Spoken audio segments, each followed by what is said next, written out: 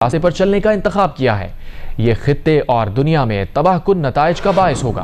गैर जानिबदाराना तहकीकात से फरार बजाते खुद भारत के असल मकासद को बेनकाब करने के लिए बड़ा सबूत है। सियासी मकासद के हुसूल के लिए इस तरह के हमले करना बदकिस्मती और अफसोसनाक है।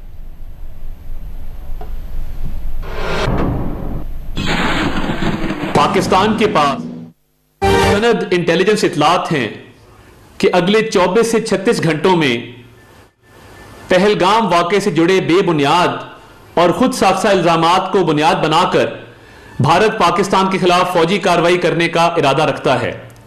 पाकिस्तान भारत का खित्ते में मुद्दई, मुंसिफ और जल्लाद का खुद साख्ता किरदार सख्ती से मुस्तरद करता है।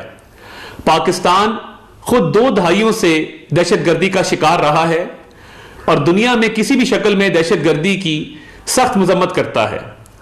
पहलगाम हमले के बाद पाकिस्तान ने जिम्मेदार रियासत होने के नाते सच्चाई का पता लगाने के लिए, उसके महरकात जानने के लिए खुले दिल से आजादाना और गैर जानिबदाराना तहकीकात की पेशकश की।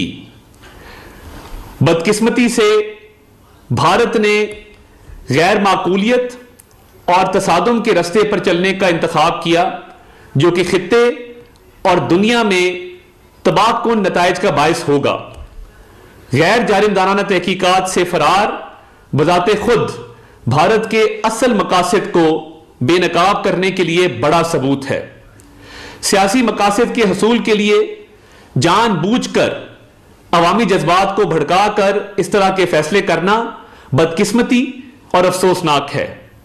पाकिस्तान इस बात का वाज़ेह इरादा करता है कि भारत की तरफ से किसी भी किस्म की फौजी मुहिम जोई का यकीनी और फैसला कुन जवाब दिया जाएगा।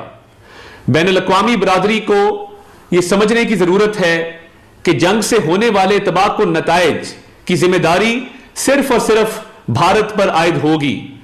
पाकिस्तानी कौम अपनी खुद मुख्तारी और इलाकाई सालमियत का हर कीमत पर दिफा करेगी। वफाकी वज़ीर इत्तलात अता तारड़ ने कहा है कि